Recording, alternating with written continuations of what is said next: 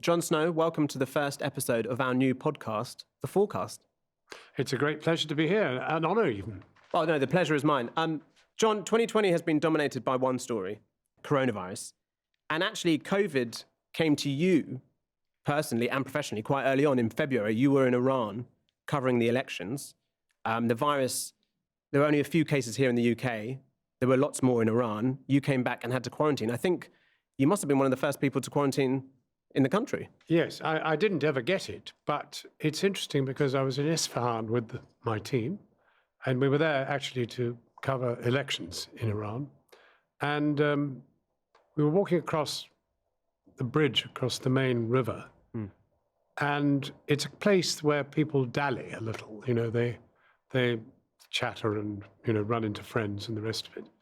And I suddenly saw my first masks, white masks, on a number of people. And I had no idea why they were there. What, even at that time, you weren't aware of the coronavirus or the scale of it at that stage? I was aware of the coronavirus, but was not aware that it was big in Iran, although it was very big. I mean, it became very big. And it just surprised me. And what was it like quarantining? Very boring.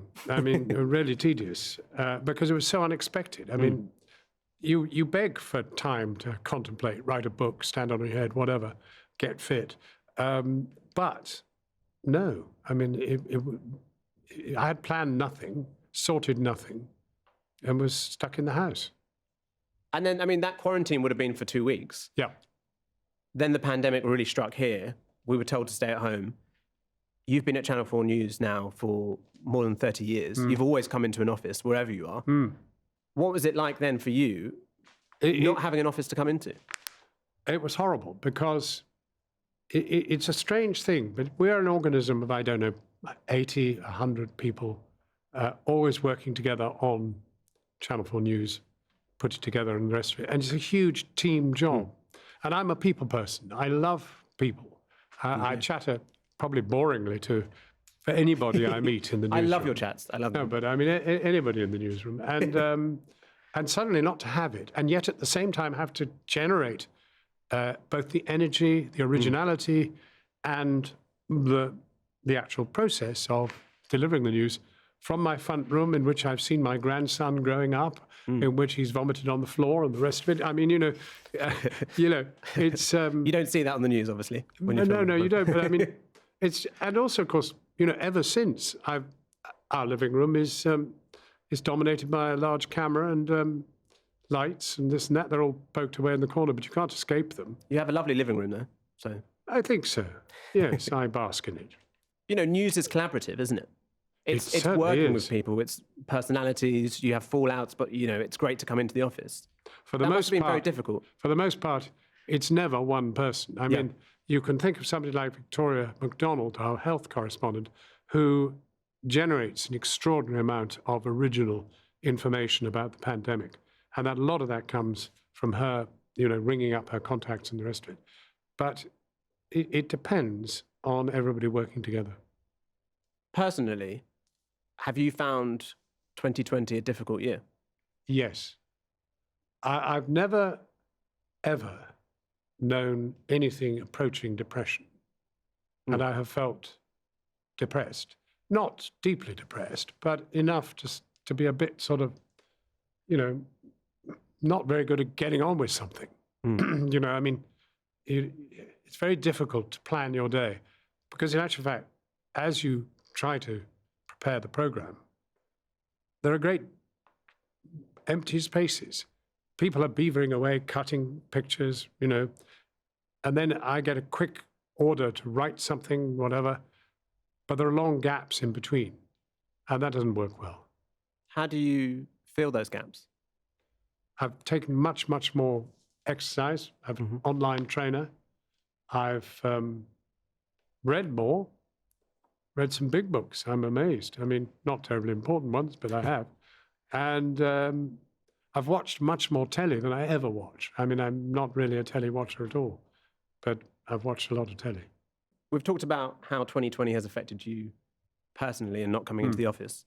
Here at Channel 4 News, we've been inside ICUs We've seen those struggling for life. Yeah. We've seen families in distress. What struck you most in covering this pandemic? I think this pandemic should be linked with the word inequality. Mm-hmm.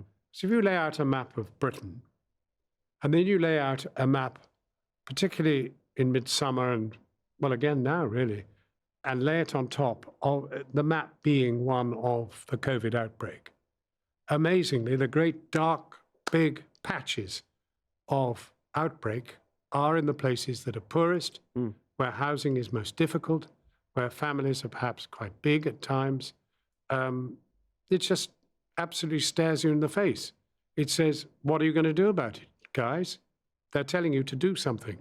The illness is telling you to do something, to say that we can't go on, some of us richer than we need to be, and too many of us far, far poorer than we can tolerate. Do those inequalities tie in at all to the pandemics you've covered in your career? The way that AIDS devastated certain communities, Ebola more recently. Yeah, I was in any of Uganda. those experiences- I was in Uganda for Ebola. I mean, I don't remember famous people in Uganda getting it. So that may be quite a good indication. You never came across ministers who weren't there because they'd got the pandemic. Very interesting. Do any of those experiences in the past prepare you for what you've experienced this time? I don't think anything has prepared me for the pandemic. The pandemic is our third world war. It is killing, and it is an enemy, and it's not easy to wrestle with. You could even argue that it might be easier to wrestle with a conventional military world war than it is with the pandemic. But that would be oversimplifying. There have been other major stories this year apart from coronavirus, even though it's obviously the thread through everything. I want to turn to the United States. And you were the Washington correspondent back During Reagan's time. during Reagan's time in the 1980s. I mean, we thought Reagan was a sort of Trump. I mean, well, he was also from TV, wasn't he? well, he was a B-star movie in Hollywood. He had been the governor of California, which I think had sorted him out a bit. But he was quite sort of avuncular and marginally absurd at times. And yet, he was a very, very effective president. And after all, when East-West tensions, nuclear tensions, were at their absolute maximum, it was he who negotiated with Gorbachev. I mean, he was jolly lucky to have Gorbachev to negotiate with, because Gorby was a pretty special Russian. But it was down to him that the world lived a peaceful decade. Well, America always fascinates me how it just changes so much. I mean, if you talk about Reagan, he was the governor of California, a Republican governor. California used to be a really Republican stronghold, and now it's sort of this Democratic bastion. It's fascinating how that country sort of always changes and it swings. Well, the other thing I think one feels about America, even when I lived there all those years ago, and right now, is this is a desperately dysfunctional establishment. The divisions in America are so harrowing. I mean, George Floyd was devastating, and it spoke volumes of America. That killing of George Floyd, that story of police brutality against black people, is not new. It goes back decades, it goes back centuries, it goes back to the founding of America. But this year it felt with that death,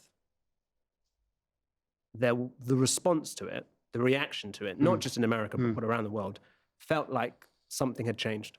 Yes. I think Black Lives Matter has come of age and has had a massive impact across the world. I don't say that is the solo issue. The fact is that in those peepholes of development which have, set about inequality, there are, notable black communities, black individuals who have made it through. And heaven knows, Obama.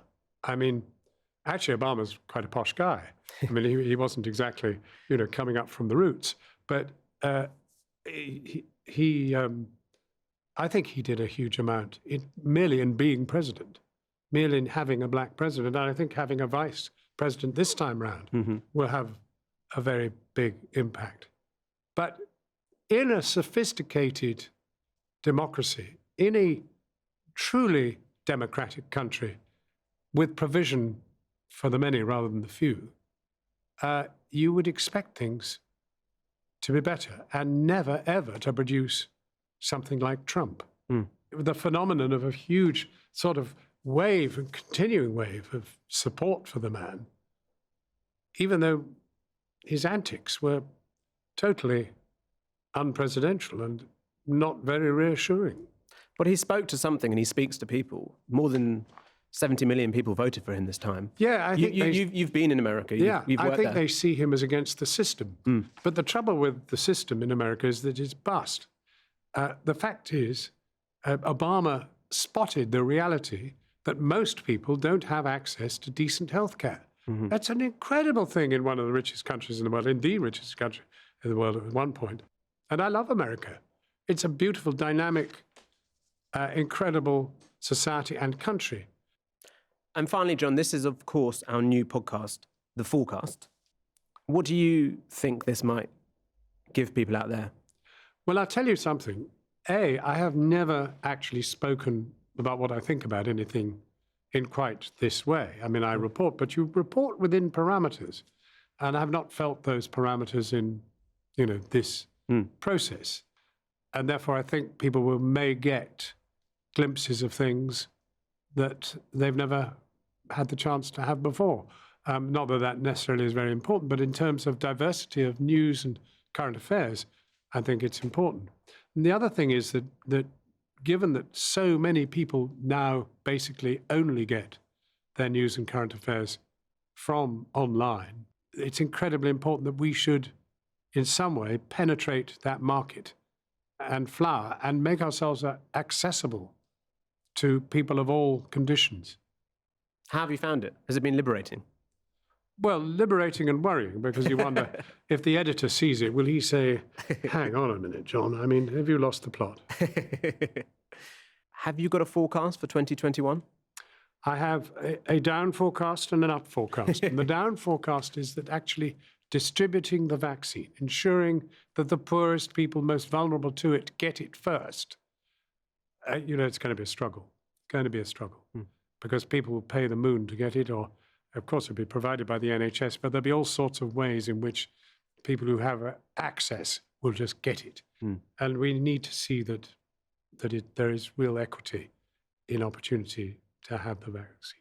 So that's on the downside.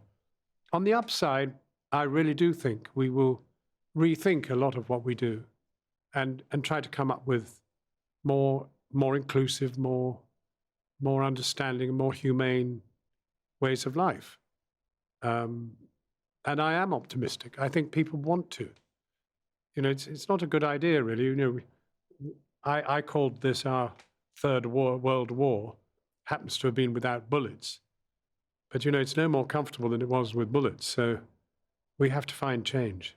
And, this pandemic is a consequence of the way we live and the way we look after our people and how people are able to look after themselves. Do you have to be an optimist in this business of journalism? Definitely. And I mean, you've seen pandemics, you've seen wars. No, I am an optimist. Yeah. I don't think I would do it if I wasn't an optimist.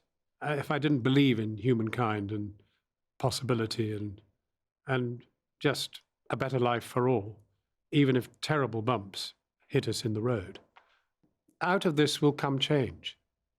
Will come a new discourse in which all sorts of voices we've never been prepared to listen to before will have a much more open opportunity to state their case and to wake us up to the things that need to be done in this country.